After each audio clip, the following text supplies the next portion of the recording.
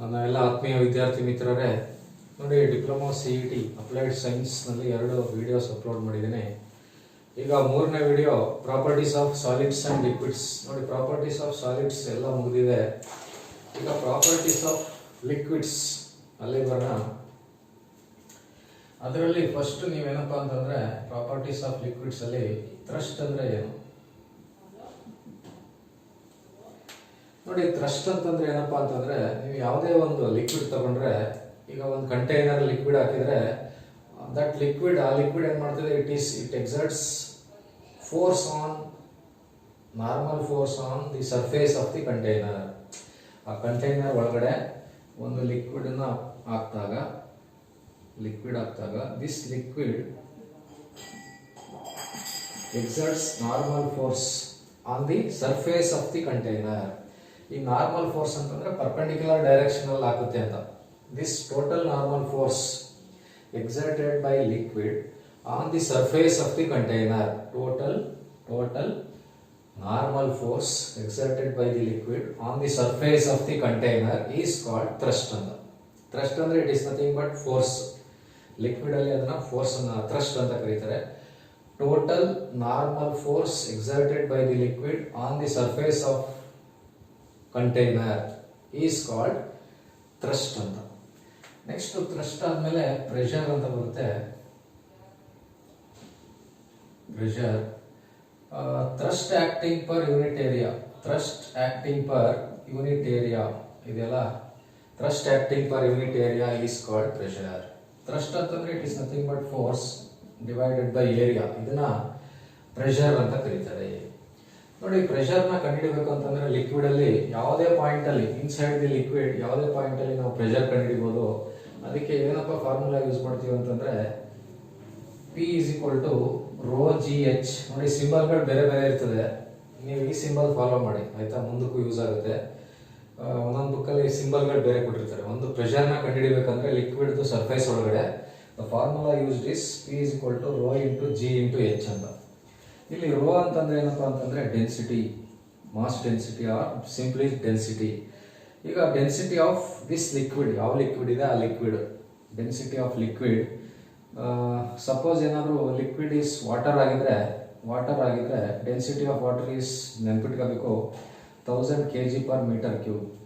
Density of water is 1000 kg/m³.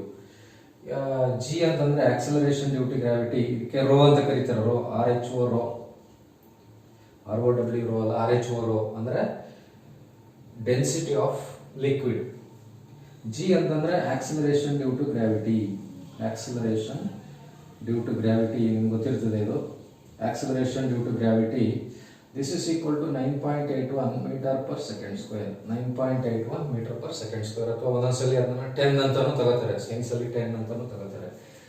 H ಅಂತಂದ್ರೆ H is nothing but depth. ಎಷ್ಟು depth ಒಳಗಡೆ pressure ಕಂಡುಹಿಡಿಯಬೇಕು, ಇದನ್ನ H ಅಂತ ಕರೀತಾರೆ. ನಮಗೆ ನೋಡಿ, for any liquid this is constant rho. ಯಾವುದೇ ಒಂದು ಲಿಕ್ವಿಡ್, ಈಗ ವಾಟರ್ ಅಂತ ತಗೊಂಡ್ರೆ 1000 ಹಾಕಬೇಕು.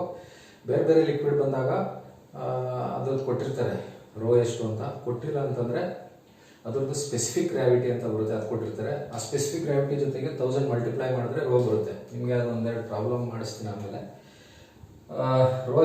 ರೋ ಅಂತಂದ್ರೆ ಡೆನ್ಸಿಟಿ ಕಾನ್ಸ್ಟೆಂಟು. ಜಿ ಅಂದ್ರೂ ಕಾನ್ಸ್ಟೆಂಟ್ ಯಾವಾಗಲೂ. ಜಿ ಅಂದ್ರೆ ಯಾವಾಗಲೂ 9.81 ಅಥವಾ 10 ಅಂತ ತಗೋತಾರೆ. 9.81 ಅಥವಾ sometimes it is also taken as 10. ಆಯ್ತಾ? ಇಲ್ಲಿ H ಮಾತ್ರ ಚೇಂಜ್ ಆಯ್ತಾ ಇರ್ತದೆ. ಅಂದ್ರೆ ಪ್ರೆಷರ್ ವೇರೀಸ್ ಆಸ್ H. ಅಂದ್ರೆ ಪ್ರೆಷರ್ ಇವೆರಡು ಸೇಮ್ ಇರ್ತವೆ, ಕಾನ್ಸ್ಟೆಂಟ್. ಪ್ರೆಷರ್ ಏನಾಗುತ್ತೆ, H ಮೇಲೆ ಅಷ್ಟೇ ಡಿಪೆಂಡ್ ಆಗುತ್ತೆ. ಡೆಪ್ತ್ ಜಾಸ್ತಿ ಆಯ್ತಾ ಇದ್ದಂಗೆ ಪ್ರೆಷರ್ ಜಾಸ್ತಿ ಆಯ್ತದೆ. ಡೆಪ್ತ್ ಕಡಿಮೆ ಇದ್ದಂಗೆ ಪ್ರೆಷರ್ ಕಡಿಮೆ ಇರ್ತದೆ. ಸರ್ಫೇಸ್ ಇಂದ ಡೆಪ್ತ್ ಒಳಗಡೆ ಹೋಗ್ತಾ ಇದ್ದಂಗೆ ಪ್ರೆಷರ್ ಜಾಸ್ತಿ ಆಗುತ್ತೆ. ಡೆಪ್ತ್ ಏನಾದರೂ ಕಡಿಮೆ ಇದ್ರೆ ಪ್ರೆಷರ್ ಕಡಿಮೆ ಇರ್ತದೆ. ನೋಡಿ, this is regarding pressure. Thrust ಮತ್ತೆ ಪ್ರೆಷರ್ ಅಂದ್ರೆ ಲಿಕ್ವಿಡ್ ಅಲ್ಲಿ ನೋಡಿ ಈ ಫಾರ್ಮುಲಾ ಯೂಸ್ ಮಾಡಬೇಕು ಪ್ರೆಷರ್ ಕಂಡುಹಿಡಿಯಕ್ಕೆ. ಇದ್ರ ಮೇಲೆ ಕೇಳಿದ್ದಾರೆ, ಪ್ರಾಬ್ಲಮ್ ಕೇಳಿದ್ದಾರೆ ಒಂದ್ಸರಿ. ಏನೂ ಇಲ್ಲ, ಎಲ್ಲ ಕೊಟ್ಟಿರ್ತಾರೆ ನಿಮಗೆ. ಸೈನ್ಸ್ ಅಲ್ಲಿ ಏನಪ್ಪಾ ಅಂತಂದ್ರೆ ಪ್ರಾಬ್ಲಮ್ ತುಂಬಾ ಈಸಿ ಇರ್ತವೆ. 3 ವ್ಯಾಲ್ಯೂಸ್ ಅಲ್ಲೇ ಕೊಟ್ಟಿರ್ತಾರೆ. ಆ 3ನ್ನು ಮಲ್ಟಿಪ್ಲೈ ಮಾಡಿದ್ರೆ ಆನ್ಸರ್ ಬರುತ್ತೆ. ನೋಡಿ, ಆ ಥರ ಇರ್ತವೆ, ತುಂಬಾ ಈಸಿ ಇರ್ತವೆ. ನಿಮ್ಗೆ ಅದು ಆನ್ಸರ್ ಮಾಡುವಾಗ ಹೇಳ್ತೀನಿ ಹೆಂಗಿರ್ತವೆ ಕ್ವಶನ್ಗಳು ಅಂತ. ನೋಡಿ, ಈಗ ಇದು ಥ್ರಸ್ಟ್ ಮತ್ತೆ ಪ್ರೆಷರ್ ಬಗ್ಗೆ. ನೆಕ್ಸ್ಟ್ ಇದರಲ್ಲಿ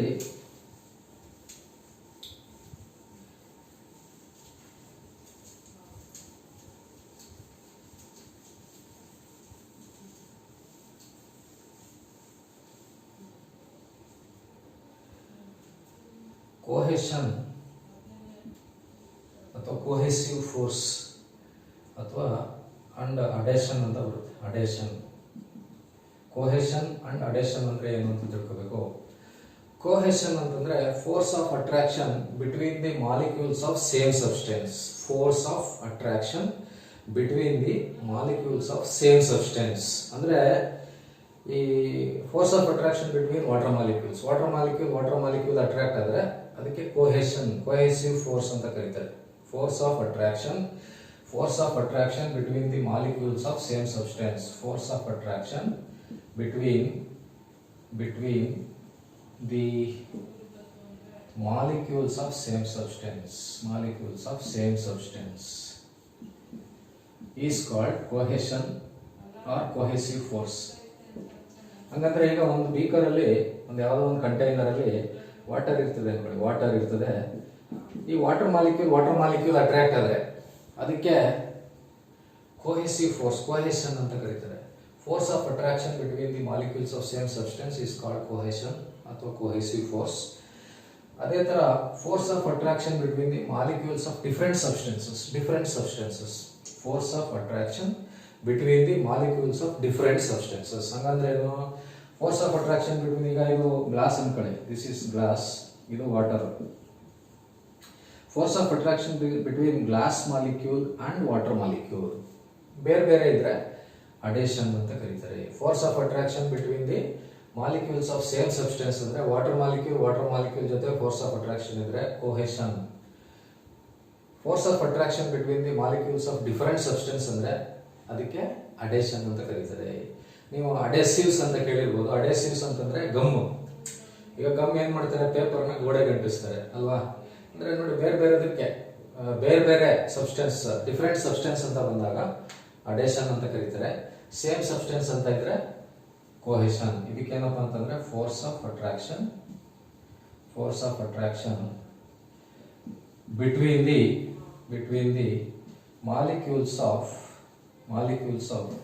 ಡಿಫರೆಂಟ್ ಸಬ್ಸ್ಟೆನ್ಸಸ್. ನೋಡಿ, ಇದಕ್ಕೆ ಅಡೇಷನ್ ಅಂತ ಕರೀತಾರೆ. ನೋಡಿ, ಈಗ ನಿಮ್ಗೆ ಅಡೇಷನ್ ಅಂದ್ರೆ ಗೊತ್ತಾಯ್ತು, ಕೋಹೆಷನ್ ಅಂದ್ರೆ ಗೊತ್ತಾಯ್ತು. ನೆಕ್ಸ್ಟ್ ಸರ್ಫೇಸ್ ಟೆನ್ಷನ್ ಅಂತ ಬರುತ್ತೆ. ನೋಡಿ, ತುಂಬಾ ಇಂಪಾರ್ಟೆಂಟ್, ಇದ್ರ ಮೇಲೆ ಪ್ರಶ್ನೆ ಇದ್ದೇ ಇರ್ತದೆ. ಸರ್ಫೇಸ್ ಟೆನ್ಷನ್, ಕೆಪಿಲಾರಿಟಿ ಮತ್ತೆ ವಿಸ್ಕಾಸಿಟಿ. ಸರ್ಫೇಸ್ ಟೆನ್ಷನ್, ಕೆಪಿಲಾರಿಟಿ ಮತ್ತೆ ವಿಸ್ಕಾಸಿಟಿ ಮೇಲೆ ಒಂದು ಪ್ರಶ್ನೆ 100% ನಿಮ್ಗೆ ಇದ್ದೇ ಇರ್ತದೆ. ನೋಡಿ, ಸರ್ಫೇಸ್ ಟೆನ್ಷನ್ ಅಂದ್ರೆ ಏನಪ್ಪ? ನೋಡಿ, ಸರ್ಫೇಸ್ ಟೆನ್ಷನ್ ಅಂತಂದ್ರೆ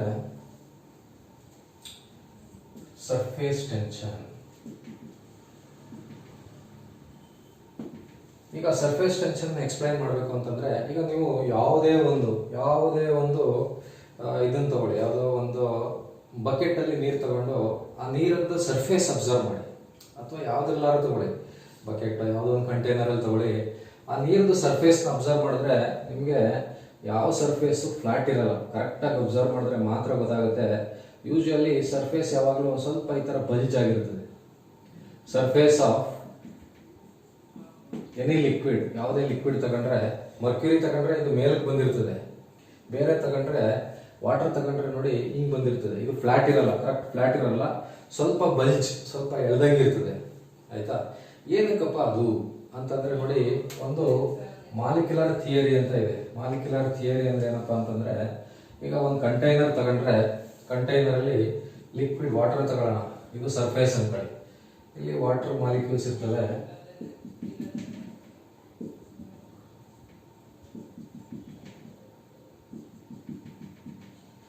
ಈಗ ಇಲ್ಲಿ this water molecule, this water is made up of number of molecules. ಎಷ್ಟೊಂದು ಮಾಲಿಕ್ಯೂಲ್ಸ್ ಇರ್ತವೆ ಇಲ್ಲಿ, ಆಯ್ತಾ? ನಾನೇನ್ ಮಾಡ್ತೀನಿ, I will take one molecule at this point. ಇಲ್ಲೊಂದು ಮಾಲಿಕ್ಯೂಲ್ ತಗೋತೀನಿ, ಮತ್ತೆ ಈ ಸರ್ಫೇಸ್ ಗಿಂತ ಸ್ವಲ್ಪ ಕೆಳಗಡೆ ಇಲ್ಲೊಂದು ಮಾಲಿಕ್ಯೂಲ್ ತಗೋತೀನಿ, ಮತ್ತೆ ಇನ್ನೊಂದು ಸರ್ಫೇಸ್ ಮೇಲೆ ತಗೋಬಿಡ್ತೀನಿ. ಆಯ್ತಾ? ನೋಡಿ, ಇಲ್ಲಿರೋ ಮಾಲಿಕ್ಯೂಲ್ ಏನಪ್ಪಾ ಅಂತಂದ್ರೆ, the force of attraction is equal in all the direction. ನೋಡಿ, ಇದಕ್ಕೆ ಈ ತರ ಇರ್ತದೆ. ಹಿಂಗ್ ಬರೆದ್ರೆ ಇದ್ರ ಅರ್ಥ ಏನಪ್ಪಾ ಅಂತಂದ್ರೆ, this molecule, for this molecule force of attraction is equal in all the direction. ಎಲ್ಲ ಡೈರೆಕ್ಷನಲ್ಲೂ ಫೋರ್ಸ್ ಆಫ್ ಅಟ್ರಾಕ್ಷನ್ ಈಕ್ವಲ್ ಆಗಿದೆ ಇದಕ್ಕೆ. ಅದೇ ಥರ ಇಲ್ಲಿ ಸರ್ಫೇಸ್ ಹತ್ರ ಆಯ್ತಲ್ಲ, ಇದಕ್ಕೆ ತಗೊಂಡ್ರೆ ಏನಾಯ್ತದೆ ನೋಡಿ, ಹಾರಿಜಾಂಟಲ್ ಹಿಂಗಿರ್ತದೆ, ಡೌನ್ವರ್ಡ್ ಹಿಂಗಿರ್ತದೆ, ಅಪ್ವರ್ಡ್ ಫುಲ್ ಇರಲ್ಲ ನೋಡಿ, ಇಷ್ಟೇ. Upward forces are not balanced, balance ಆಗಿಲ್ಲ ಸರ್ಫೇಸಿಂದ ಸ್ವಲ್ಪ ಕೆಳಗಿರೋ ಮಾಲಿಕ್ಯೂಲ್ಗೆ. ಈ ಸರ್ಫೇಸ್ ಮೇಲೆ ಇರ್ತದಲ್ಲ, ಈ ಸರ್ಫೇಸ್ ಮೇಲಿರೋದು this is for this molecule only downward force act. ನೋಡಿ ಇದಕ್ಕೆ ಬರೀ ಡೌನ್ವರ್ಡ್ ಫೋರ್ಸ್ ಮಾತ್ರ ಆಕ್ಟ್ ಮಾಡ್ತದೆ, ಅಪ್ವರ್ಡ್ ಫೋರ್ಸ್ ಏನಿರಲ್ಲ. ಅಂದ್ರೆ ಸರ್ಫೇಸ್ ಮೇಲೆ ಏನಿರ್ತವೋ ಆ ಮಾಲಿಕ್ಯೂಲ್ಸ್ಗಳೆಲ್ಲ they are subjected to only downward forces. ಈ ಸರ್ಫೇಸ್ ಮೇಲಿರೋ ಮಾಲಿಕ್ಯೂಲ್ಸ್ದು ಫೋರ್ಸ್ ಆಫ್ ಅಟ್ರಾಕ್ಷನ್ ಐತಿಲ್ಲ, ಅದೆಲ್ಲ ಏನಪ್ಪಾ ಅಂತಂದ್ರೆ ಟುವರ್ಡ್ಸ್ ಡೌನ್. ಅದು ಡೌನ್ವರ್ಡ್ ಮಾತ್ರ ಫೋರ್ಸ್ ಇರ್ತದೆ, ಅಪ್ವರ್ಡ್ ಫೋರ್ಸ್ ಇರಲ್ಲ. ಡೌನ್ವರ್ಡ್ ಮಾತ್ರ ಫೋರ್ಸ್ ಇರೋದ್ರಿಂದ ಅದೇನಾಗುತ್ತೆ ಅಂತಂದ್ರೆ ಇಲ್ಲಿರೋ ಮಾಲಿಕ್ಯೂಲ್ ಎಲ್ಲ ಫೋರ್ಸ್ಗಳು ಡೌನ್ವರ್ಡ್ ಆಕ್ಟ್ ಆಗ್ತಾ ಇರ್ತವೆ. ಅದರಿಂದ ನಮಗೆ ಸರ್ಫೇಸ್ ನೋಡಿ ಈ ತರ ಕಾಣ್ತದೆ, ಈ ತರ ಕಾಣ್ತದೆ ನೋಡಿ. ಇದಕ್ಕೆ ಏನಕ್ಕಪ್ಪ ಹಿಂಗ್ ಕಾಣ್ತದೆ ಅಂತ ನೋಡಿ, ಅದನ್ನೇ ಸರ್ಫೇಸ್ ಟೆನ್ಷನ್ ಅಂತ ಕರೆಯೋದು. Surface tension it is the force acting per unit length ಅಂತ ಒಂದು ಡೆಫಿನೇಷನ್ ಹೇಳ್ಬೋದು. ಸರ್ಫೇಸ್ ಟೆನ್ಷನ್ಗೆ force acting per unit length, ಇದು ಒಂದು definition. Force acting per unit length. Surface ಟೆನ್ಷನ್ಗೆ ಒಂದೊಂದ್ಸಲಿ ಟಿ ಅಂತ ಯೂಸ್ ಮಾಡ್ತಾರೆ ಸಿಂಬಲ್, ಒಂದೊಂದ್ಸಲಿ ಸಿಗ್ಮಾ ಯೂಸ್ ಮಾಡ್ತಾರೆ. ಟಿ ಅಂತ ಯೂಸ್ ಮಾಡಿದ್ರೆ F/L ಅಂತ ತಗೋಬಹುದು, F/L ಅಂತ ತಗೋಬಹುದು. ಇನ್ನೊಂದೇನಪ್ಪ ಅಂತಂದ್ರೆ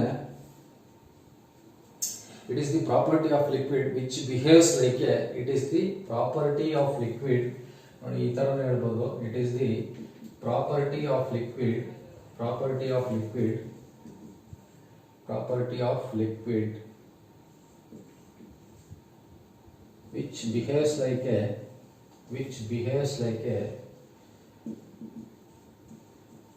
stretched membrane and tries to occupy minimum surface area. It is the property of liquid which behaves like a stretched membrane. ಯಾಕಪ್ಪ stretched membrane ಅಂತಂದ್ರೆ on the surface all the molecules are subjected to downward forces only. ಬರೀ downward force ಇರೋದ್ರಿಂದ ಅದು stretched membrane ಅಂತ ಕಾಣ್ತದೆ. And tries to occupy minimum surface area. ನೋಡಿ ನೀವು ಒಂದು ಅಬ್ಸರ್ವ್ ಮಾಡಿರ್ಬೋದು, ಈ ರೈನ್ ಬಂದಾಗ ರೈನ್ ಡ್ರಾಪ್ ತರ ಕಾಣ್ತದೆ, ಮತ್ತೆ ಈ ಮರ್ಕ್ಯೂರಿನ ಚೆಲ್ಬಿಟ್ರೆ ರೌಂಡ್ ಆಗ್ಬಿಡ್ತದೆ. ಅಂದ್ರೆ ಮಿನಿಮಮ್ ಸರ್ಫೇಸ್ ಏರಿಯಾ ತರ ಆಗ್ಬಿಡ್ತದೆ ಅದು.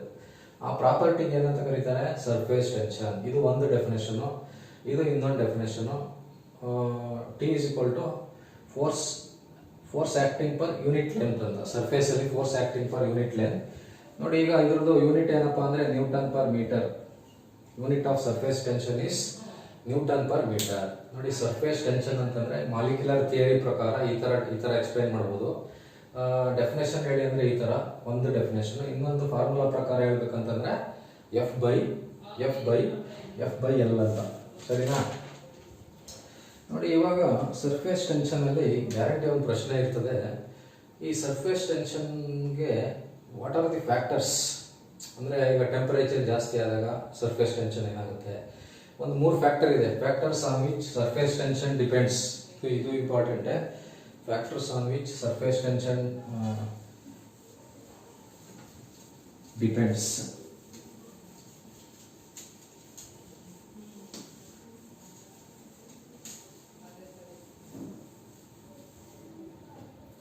ನೋಡಿ ಈಗ ನಿಮಗೆ ಸರ್ಫೇಸ್ ಟೆನ್ಷನ್ ಅಂದ್ರೆ ಗೊತ್ತಾಯ್ತು, ಡೆಫಿನೇಷನ್ ಗೊತ್ತಾಯ್ತು, ಮತ್ತೆ ಥ್ರಸ್ಟ್ ಅಂದ್ರೆ ಗೊತ್ತಾಯ್ತು, ಪ್ರೆಷರ್ ಅಂದ್ರೆ ಗೊತ್ತಾಯ್ತು, ಕೋಯೆಷನ್ ಅಡೇಷನ್ ಗೊತ್ತಾಯ್ತು, ಆಮೇಲೆ ಸರ್ಫೇಸ್ ಟೆನ್ಷನ್ ಡೆಫಿನೇಷನ್ ಗೊತ್ತಾಯ್ತು.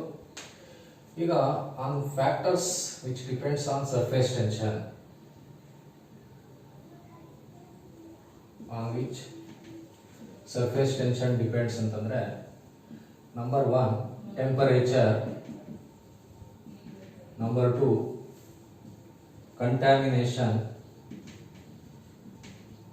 number 3 impurities,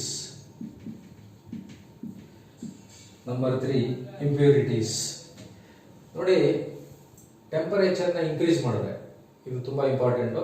if temperature is increased surface tension increases. If temperature increased, ಟೆಂಪರೇಚರ್ನ ಇನ್ಕ್ರೀಸ್ ಮಾಡಿದ್ರೆ ಸರ್ಫೇಸ್ ಟೆನ್ಷನ್ ಇನ್ಕ್ರೀಸ್ ಆಗುತ್ತೆ. ಇದೊಂದು ಪಾಯಿಂಟ್, ಇಂಪಾರ್ಟೆಂಟ್ ಪಾಯಿಂಟ್ ನೆನ್ಪಿಟ್ಕೊಳ್ಳಿ. ಕಂಟ್ಯಾಮಿನೇಷನ್ ಅಂತಂದ್ರೆ ಏನೋ ಒಳಗಡೆ ಏನಾದರೂ ಪ್ರೆಸೆಂಟ್ ಆಗಿದ್ರೆ, ಲಿಕ್ವಿಡಲ್ಲಿ ಏನಾದರೂ ಡರ್ಟು ಏನಾದರೂ ಇತ್ತು ಅಂತಂದ್ರೆ it decreases, contamination decreases surface tension. ನೋಡಿ, ಸರ್ಫೇಸ್ ಟೆನ್ಷನ್ ಡಿಕ್ರೀಸ್ ಆಗುತ್ತೆ. ಇಂಪ್ಯೂರಿಟೀಸ್ ಅಂದರೆ ಒಂದಷ್ಟು ಇವು ಬರ್ತವೆ, ಬೇರೆ ಬೇರೆ ಆ್ಯಡ್ ಮಾಡ್ತಾರೆ ಅದಕ್ಕೆ. ಆ ಲಿಕ್ವಿಡ್ಗೆ ಏನಾದ್ರು ಆ್ಯಡ್ ಮಾಡಿದಾಗಲೂ ಅಷ್ಟೇ ಏನಾಗುತ್ತೆ, it also decreases surface tension. ಅಂದರೆ ಈಗ ಡಿಟರ್ಜೆಂಟ್, ಬಟ್ಟೆ ಡಿಟರ್ಜೆಂಟ್ ಆ್ಯಡ್ ಮಾಡ್ತೀವಿ, ಡಿಟರ್ಜೆಂಟ್ ಆ್ಯಡ್ ಮಾಡಿದಾಗ ಏನಾಗುತ್ತೆ, it decreases surface tension and dirt is removed. Surface tension decrease ಆಗುತ್ತೆ, ಅದರಿಂದ ಅದರಲ್ಲಿರೋ ಕೊಳೆ ಹೋಗುತ್ತೆ. ನೋಡಿ, ಇದೆಲ್ಲ the factors on which surface tension depends. ಅಂದರೆ 3 ಫ್ಯಾಕ್ಟರ್ ಇದೆ. ಒಂದು ಟೆಂಪರೇಚರ್, ಕಂಟ್ಯಾಮಿನೇಷನ್, ಇಂಪ್ಯೂರಿಟಿ. ಟೆಂಪರೇಚರ್ ಅಂತಂದರೆ ಟೆಂಪರೇಚರ್ ಇನ್ಕ್ರೀಸ್ ಮಾಡಿದ್ರೆ ಸರ್ಫೇಸ್ ಟೆನ್ಷನ್ ಇನ್ಕ್ರೀಸ್ ಆಗುತ್ತೆ, ಕಂಟ್ಯಾಮಿನೇಷನ್ ಇದ್ರೆ ಡಿಕ್ರೀಸ್ ಆಗುತ್ತೆ, ಇಂಪ್ಯೂರಿಟೀಸ್ ಆ್ಯಡ್ ಮಾಡಿದ್ರೆ ಡಿಕ್ರೀಸ್ ಮಾಡ್ಬೋದು. ಇಂಪ್ಯೂರಿಟೀಸ್ ಆ್ಯಡ್ ಮಾಡಿ ಡಿಕ್ರೀಸ್ ಮಾಡೋದ್ರಿಂದ we can remove the dirt present in the cloth. ನೋಡಿ, ಇದು on the factors on which surface tension depends. Next ನೋಡಿ, ತುಂಬ ಇಂಪಾರ್ಟೆಂಟು, ಅಪ್ಲಿಕೇಶನ್ಸ್ ಮೇಲೆ ಪ್ರಶ್ನೆ ಇದ್ದೇ ಇರ್ತದೆ. Applications of surface tension. Applications of surface tension ಅಂತಂದರೆ ಒಂದೇನಪ್ಪ ಅಂತಂದರೆ, ನಿಮಗೆ ಒಂದು ನೀವು ಅಬ್ಸರ್ವ್ ಮಾಡಿರ್ಬೋದು, ಈ ಮಳೆ ಬಂದಾಗ ಈ ಗುಂಡಿ ಒಳಗಡೆ ನೀರು ತುಂಬಿರ್ತದೆ. ಮಳೆ ಬಂದು 1 hour 2 hours ಬಿಟ್ಟು ನೋಡಿ, ಆ ಗುಂಡಿಯಲ್ಲಿ ನೀರು ಇರ್ತದಲ್ಲ, ಅದ್ರ ಮೇಲೆ ಸೊಳ್ಳೆಗಳಿರ್ತವೆ, ಮಸ್ಕಿಟೋಸ್ ಇರ್ತವೆ. Mosquitoes breed on the surface of stagnant water. ನೆನ್ಪಿಟ್ಕೊಳ್ಳಿ, ಮೊದಲನೇ ಅಪ್ಲಿಕೇಶನ್ ಏನಪ್ಪಾ ಅಂತಂದ್ರೆ mosquitoes breed on the surface. ಮರಿ ಹಾಕ್ಬಿಡ್ತವೆ ಇದ್ರ ಮೇಲೆ, ಮೊಟ್ಟೆ ಹಾಕಿ ಮರಿ ಹಾಕ್ತವೆ. ಎಲ್ಲಿ mosquitoes breed on the surface of stagnant, ನಿಂತಿರೋ ನೀರಲ್ಲಿ. ಏನಕ್ಕಪ್ಪ ಅಂತಂದ್ರೆ ದಟ್ ಈಸ್ ಬಿಕಾಸ್ ಆಫ್, ಅದು ಯಾಕೆ ಮುಳುಗಲ್ಲ ಅಂತಂದ್ರೆ ಬಿಕಾಸ್ ಆಫ್ ಸರ್ಫೇಸ್ ಟೆನ್ಷನ್. ನೋಡಿ, ಸರ್ಫೇಸ್ ಟೆನ್ಷನ್ ಇರೋದ್ರಿಂದ. ಮತ್ತೆ ಒಂದಷ್ಟು ಇವು ನಡ್ಕೊಂಡು ಹೋಯ್ತವೆ, ಯಾವ ಈ ಕೀಟಗಳಿರ್ತವೆ ನೋಡಿ, ಸಣ್ಣದು, ಅದು ಸರ್ಫೇಸ್ ಮೇಲೆ ನಡ್ಕೊಂಡು ಹೋಗ್ತವೆ. That is because of surface tension. ನೆನ್ಪಿಟ್ಕೊಳ್ಳಿ, mosquitoes breed on the surface of stagnant water. ನೆನ್ಪಿಟ್ಕೋಬೇಕು, mosquitoes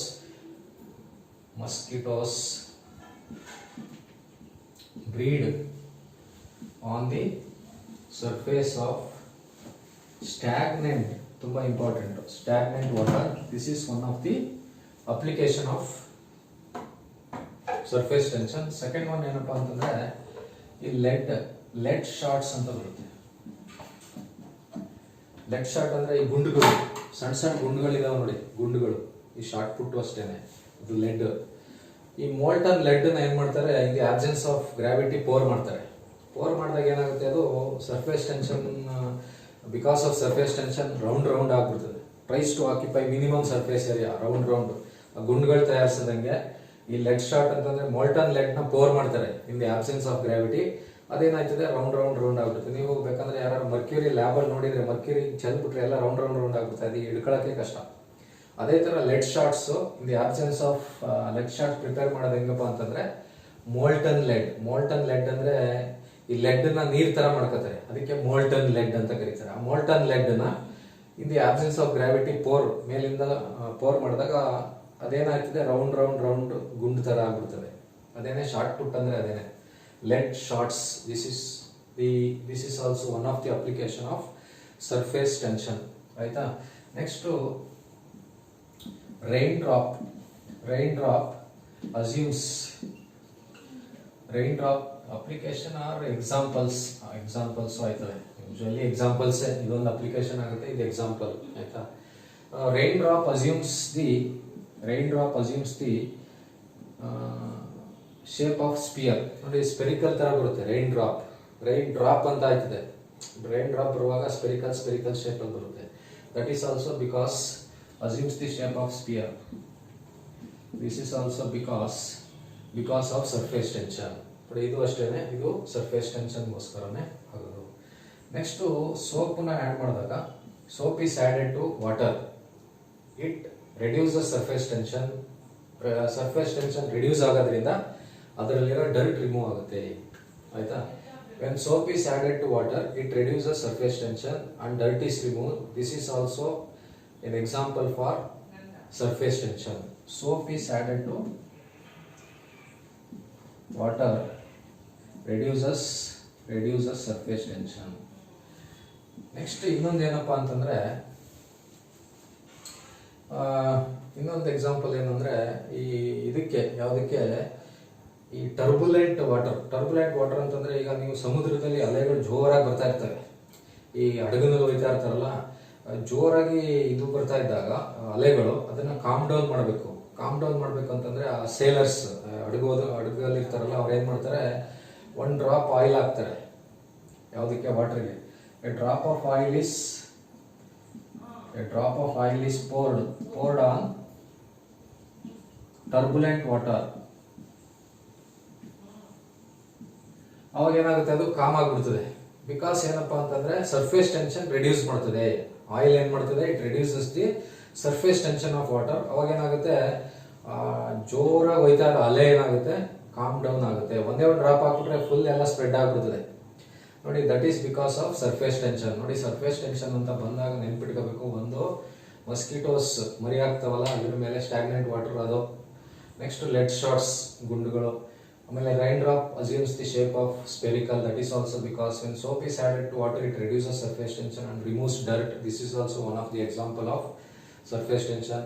when oil drop is poured on the turbulent water it calms down. Turbulent ಜೋರಾಗಿ ಹೋಯ್ತಾ ಇದೆ ಅಲೆ ಸ್ಲೋ ಆಯ್ತದೆ. ಏನಕ್ಕಪ್ಪ ಅಂದ್ರೆ because surface tension is reduced. ನೋಡಿ, ಇದಿಷ್ಟು practical examples of surface tension. ತುಂಬಾ ಇಂಪಾರ್ಟೆಂಟ್, ಕೇಳ್ತಾ ಇರ್ತಾರೆ. Mosquitoes breed on the surface of stagnant water. This is because ಅಂದ್ಬಿಟ್ಟು number 1 surface tension, number 2 capillarity, number 3 viscosity, number 4 ಇನ್ನೊಂದೇನೋ ಕೊಟ್ಟಿರ್ತಾರೆ. Answer surface tension. ಆಯ್ತಾ? ನೋಡಿ, ಇದಾದ್ಮೇಲೆ ನೆಕ್ಸ್ಟ್ ಏನಪ್ಪಾ ಅಂತಂದ್ರೆ ಆಂಗಲ್ ಆಫ್ ಕಾಂಟ್ಯಾಕ್ಟ್ ಅಂತ ಬರುತ್ತೆ. ಆಂಗಲ್ ಆಫ್ ಕಾಂಟ್ಯಾಕ್ಟ್ ನೋಡಿ, ಆಂಗಲ್ ಆಫ್ ಕಾಂಟ್ಯಾಕ್ಟ್ ಅಂತಂದ್ರೆ ಒಂದು ಯಾವುದೇ ಒಂದು ಲಿಕ್ವಿಡ್ ತಗೊಂಡ್ರೆ, ಇಲ್ಲ ಈ ಲಿಕ್ವಿಡ್ ವಾಟರ್ ಆಗಿದ್ರೆ ಅಥವಾ ಬೇರೆ ಆಗಿದ್ರೆ ಈ ತರ ಇರ್ತದೆ. Suppose if this is mercury, ಇದು ಈ ತರ ಇರ್ತದೆ. ಮರ್ಕ್ಯೂರಿ ಇದ್ರೆ ಈ ತರ ಇರ್ತದೆ ಮೇಲ್ಗಡೆ ಸರ್ಫೇಸ್, ವಾಟರ್ ಇದ್ರೆ ಈ ತರ ಇರ್ತದೆ. ಈಗ ಇದರಲ್ಲಿ ಈ ಕರ್ವ್ ಇರ್ತದಲ್ಲ, ಈ ಕರ್ವ್ಗೆ ಒಂದು ಟ್ಯಾಂಜೆಂಟ್ ಡ್ರಾ ಮಾಡಿದ್ರೆ, if I draw a tangent to this curve, ಈ ಕರ್ವ್ಗೆ ಟ್ಯಾಂಜೆಂಟ್ ಡ್ರಾ ಮಾಡಿದಾಗ ಟ್ಯಾಂಜೆಂಟ್ ಅಂದ್ರೆ ಏನು, ಕರ್ವ್ನ ಒಂದು ಪಾಯಿಂಟ್ ಅಲ್ಲಿ ಟಚ್ ಮಾಡ್ತದಲ್ಲ ಅದಕ್ಕೆ ಟ್ಯಾಂಜೆಂಟ್. ಈ ದಿಸ್ ಮೇಕ್ಸ್ ಎನ್ ಆಂಗಲ್. ಈ ಆಂಗಲ್ ಒಂದು ಆಂಗಲ್ ಫಾರ್ಮೇಶನ್ ಆಗುತ್ತೆ. This angle is called theta. ಇದನ್ನು ಆಂಗಲ್ ಆಫ್ ಕಾಂಟ್ಯಾಕ್ಟ್ ಅಂತ ಕರೀತಾರೆ. ಅದೇ ತರ ಇಲ್ಲೂ ಅಷ್ಟೇ, ಇದಕ್ಕೊಂದು ಟ್ಯಾಂಜೆಂಟ್ ಡ್ರಾ ಮಾಡಿದಾಗ this surface makes N angle with the surface of container. That is called theta, angle of contact. Angle made by the tangent drawn to the liquid surface to the solid surface in contact with liquid. Liquid ಜೊತೆ contact ಅಲ್ಲಿರೋ solid surface ಜೊತೆಗೆ ಈ surface ಮೇಲ್ಗಡೆ ಇರ್ತದಲ್ಲ, ಈ ಕರ್ವ್ಗೆ ಒಂದು tangent draw ಮಾಡಿದಾಗ ಏನ್ ಆಂಗಲ್ ಬರುತ್ತೋ ಅದಕ್ಕೆ ಆಂಗಲ್ ಆಫ್ ಕಾಂಟ್ಯಾಕ್ಟ್ ಅಂತ ಕರೀತಾರೆ. Angle made by the tangent drawn to the curved surface with in the liquid to the solid surface which is in contact with liquid. ಈ ಸಾಲಿಡ್ ಸರ್ಫೇಸ್ ಜೊತೆ contact ಅಲ್ಲಿರೋ ಲಿಕ್ವಿಡ್ಗೆ ಮತ್ತೆ ಈ ಕರ್ವ್ ಇರ್ತದಲ್ಲ, ಇಲ್ಲೊಂದು ಕರ್ವ್ ಬರುತ್ತಲ್ಲ, ಅದಕ್ಕೊಂದು ಟ್ಯಾಂಜೆಂಟ್ ಡ್ರಾ ಮಾಡಿದಾಗ ಒಂದು ಆಂಗಲ್ ಬರ್ತದಲ್ವಾ, this angle is called angle of contact ಅಂತ. ಆಂಗಲ್ ಆಫ್ ಕಾಂಟ್ಯಾಕ್ಟ್ ನೋಡಿ, ಈ ಆಂಗಲ್ ಆಫ್ ಕಾಂಟ್ಯಾಕ್ಟ್ ಏನಾಗಿರ್ತದೆ ಅಂತಂದ್ರೆ, ಈ ವಾಟರ್ ಮತ್ತೆ ವಾಟರ್ ಅಂಡ್ ಗ್ಲಾಸ್ಗೆ, water and glass angle of contact theta is 0. ನೆನ್ಪಿಟ್ಕೊಳ್ಳಿ, ಇಲ್ಲಿ ವಾಟರ್ ಇದ್ದು ಇದು ಗ್ಲಾಸ್ ಆಗಿದ್ರೆ ಆಂಗಲ್ ಆಫ್ ಕಾಂಟ್ಯಾಕ್ಟ್ 0 ಇರ್ತದೆ. ಯೂಶಲಿ ಫ್ಲಾಟ್ ತರನೇ ಕಾಣಿಸ್ತದೆ. ಇದಕ್ಕೆ ಆಂಗಲ್ ಆಫ್ ಕಾಂಟ್ಯಾಕ್ಟ್ ಫಾರ್ ಇಲ್ಲಿ ಮರ್ಕ್ಯೂರಿ ಇತ್ತು ಒಂದ್ ಕಡೆ, ಮರ್ಕ್ಯೂರಿ ವಿತ್ ಗ್ಲಾಸ್ಗೆ angle of contact is 136 degree. Angle of contact is 136 degree. ಯಾವುದಕ್ಕೆ? Mercury with ಗ್ಲಾಸ್ಗೆ.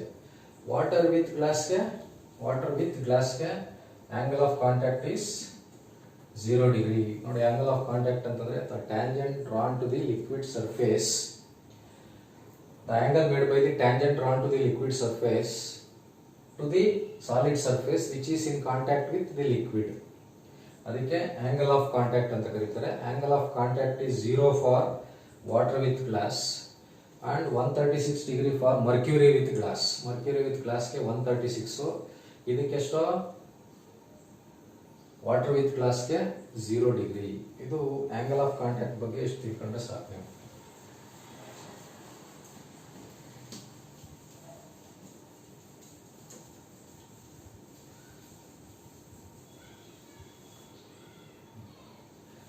ನೋಡಿ, ನೆಕ್ಸ್ಟ್ ಕೆಪಿಲಾರಿಟಿ ಅಂತ ಬರುತ್ತೆ.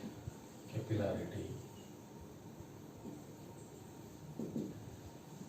ನೋಡಿ, ಕೆಪಿಲಾರಿಟಿ ಅಂತಂದ್ರೆ it is the phenomenon of rise or fall of a liquid in a capillary tube. Rise or fall of a liquid in a capillary tube is called capillarity. Rise or fall of a liquid in a capillary tube is called capillarity. ನೋಡಿ, ಇಲ್ಲಿ ಈಗ ಒಂದು liquid ಒಳಗಡೆ capillary tube ಹಾಕಿದಾಗ ಆ liquid rice ಆಗ್ಬೋದು ಅಥವಾ fall ಆಗ್ಬೋದು. ಆ ರೈಸ್ ಆರ್ ಫಾಲ್ ಫೆನಾಮಿನನ್ ಏನಂತ ಕರೀತಾರೆ? Rise or fall of a liquid in a capillary tube is called capillarity. ಈಗ ಇದರಲ್ಲಿ ಒಂದು ಇಂಪಾರ್ಟೆಂಟ್ ಆಗಿ ಏನೋ ಒಂದು ಫಾರ್ಮುಲಾ ಇದೆ. ಆ ಫಾರ್ಮುಲಾ ನೀವು ನೆನ್ಪಿಟ್ಕೋಬೇಕು. ಏನಪ್ಪಾ ಅಂತಂದ್ರೆ, ಈಗ ಒಂದು ಸರ್ಫೇಸ್ ಟೆನ್ಷನ್ ತಗೊಂಡಾಗ ಸರ್ಫೇಸ್ ಟೆನ್ಷನ್ಗೆ formula is rho G H R by 2 cos theta ಅಂತ. This is the formula use to calculate. ಇದು ಸರ್ಫೇಸ್ ಟೆನ್ಷನ್. ಟಿ ಅಂದ್ರೆ ಸರ್ಫೇಸ್ ಟೆನ್ಷನ್, ರೋ ಅಂದ್ರೆ ಮಾಸ್ ಡೆನ್ಸಿಟಿ, ಜಿ ಅಂದ್ರೆ acceleration due to gravity, H ಅಂತಂದ್ರೆ height.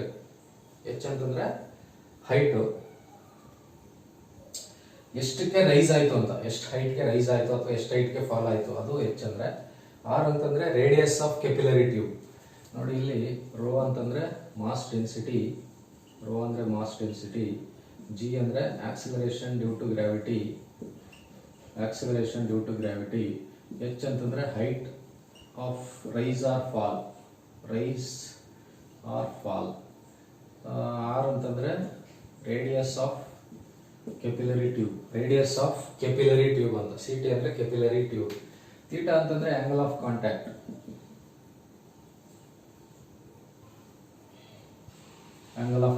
ಈಗ ತಾನು ಹೇಳಿದ್ನಲ್ಲ, angle of contact theta.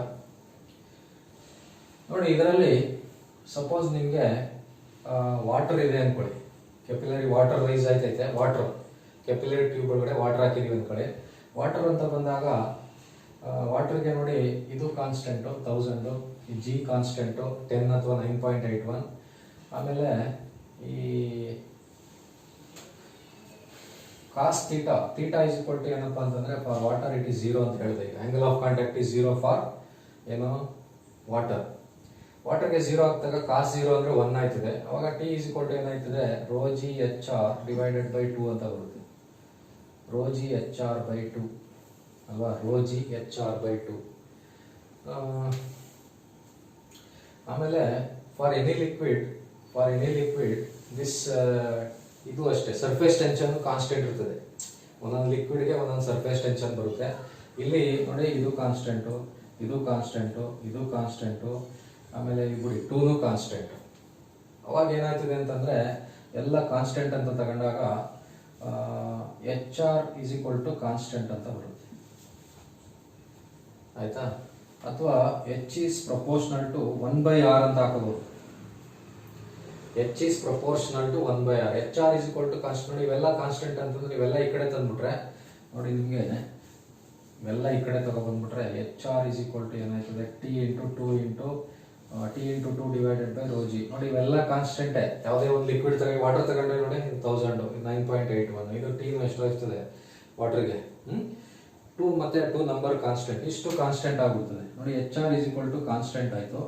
H R constant ಆದ್ರೆ ಏನಪ್ಪಾ ಅಂತಂದ್ರೆ, H is proportional to 1/r ಅಂತ ಬರೀಬಹುದು. H R is equal to constant ಅಂದ್ರೆ H is proportional to 1/r. ಹಂಗಂದ್ರೆ ಇದ್ರ ಅರ್ಥ ಏನಪ್ಪಾ ಅಂತಂದ್ರೆ, ನೋಡಿ, ಇದು ಇನ್ವರ್ಸ್ಲಿ ಪ್ರಪೋರ್ಷನಲ್. ನಿಮ್ಗೆ ಹೇಳ್ಕೊಟ್ಟಿದ್ದೀನಿ. ಇನ್ವರ್ಸ್ಲಿ ಪ್ರಪೋರ್ಷನಲ್ ಅಂದ್ರೆ ರೇಡಿಯಸ್ ಕಡಿಮೆ ಇದ್ರೆ ಹೈಟ್ ಜಾಸ್ತಿ ಆಯ್ತದೆ. ಕರೆಕ್ಟ್ ಅಲ್ವಾ? ನೋಡಿ, ಈಗ ನಿಮಗೆ ಒಂದು ಬೀಕರ್ ಇರ್ತದೆ ಅನ್ಕೊಳ್ಳಿ. ಬೀಕರಲ್ಲಿ ಒಂದು ಕೆಪಿಲರಿ ಟ್ಯೂಬ್ ಹಾಕ್ತೀನಿ. ಒಂದು ಕೆಪಿಲರಿ ಟ್ಯೂಬು ಇದರದ್ದು ಡಯಾಮೀಟ್ರು 10 ಸೆಂಟಿಮೀಟರ್ ಅಂದ್ಕೊಳ್ಳಿ.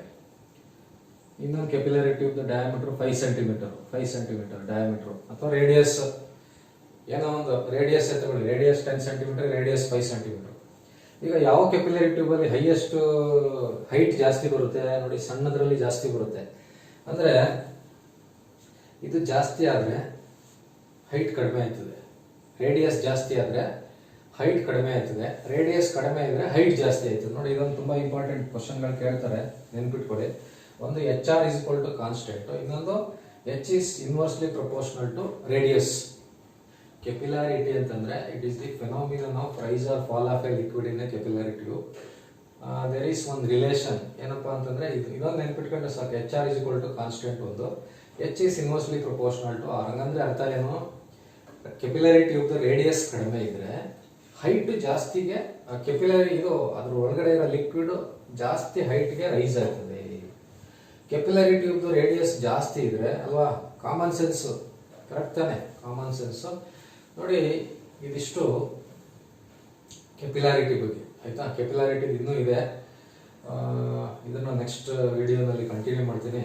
ನೋಡಿ, ಈಗ ನಾವು ಈ ಕ್ಲಾಸಲ್ಲಿ ಏನೇನಪ್ಪ ಕಲ್ತ್ವಿ ಅಂತಂದರೆ, ಒಂದು ಥ್ರಸ್ಟ್ ಅಂದರೆ ಏನು, ಪ್ರೆಷರ್ ಅಂದರೆ ಏನು, ಆ ಪ್ರೆಷರ್ಗೆ ಈಕ್ವೇಶನ್ ಏನು ಯೂಸ್ ಮಾಡ್ತೀವಿ, ಇನ್ನೊಂದು ಕೊಹೆಷನ್ ಅಂದರೆ ಏನು, ಅಡೇಷನ್ ಅಂದರೆ ಏನು, ಆಮೇಲೆ ಸರ್ಫೇಸ್ ಟೆನ್ಷನ್ ಅಂದರೆ ಏನು, ಸರ್ಫೇಸ್ ಟೆನ್ಷನ್ದು ಫ್ಯಾಕ್ಟರ್ಸ್ ಫಿನೋಮಿನನ್ ಏನು, ಫಾರ್ಮುಲಾ ಏನು, ಯೂನಿಟ್ ಏನು, ಆಮೇಲೆ ಯಾವ ಫ್ಯಾಕ್ಟರ್ ಮೇಲೆ ಅದು ಡಿಪೆಂಡ್ ಆಗಿದೆ, ಆಮೇಲೆ what are the practical application, practical examples, actually ಇದು ಪ್ರಾಕ್ಟಿಕಲ್ ಎಕ್ಸಾಂಪಲ್ಸ್ ಯಾವ್ದು ಅಂತ ಅದನ್ನು ಹೇಳಿದೆ. ಅದಾದಮೇಲೆ ಕೆಪಿಲಾರಿಟಿ ಅಂದ್ರೇನು, ಆ ಕೆಪಿಲರಿ ರೈಸ್ ಯಾವುದ್ರ ಮೇಲೆ ಡಿಪೆಂಡ್ ಆಗಿದೆ ನೋಡಿ, ಇವೆರಡು ನೆನ್ಪಿಟ್ಕೋಬೇಕು. ನೋಡಿ, ಇಲ್ಲಿಗೆ ಈ ಕ್ಲಾಸ್ ಮುಗಿಸೋಣ. ಇನ್ನೂ ಇದೆ ಲಿಕ್ವಿಡಲ್ಲಿ ಕೆಪಿಲಾರಿಟಿ, ಇದ್ರದ್ದು ಎಕ್ಸಾಂಪಲ್ಸು, ಅಪ್ಲಿಕೇಶನ್ಸ್, ಮತ್ತು ವಿಸ್ಕಾಸಿಟಿ, ಅದು ನೆಕ್ಸ್ಟ್ ವಿಡಿಯೋನಲ್ಲಿ ನೋಡೋಣ.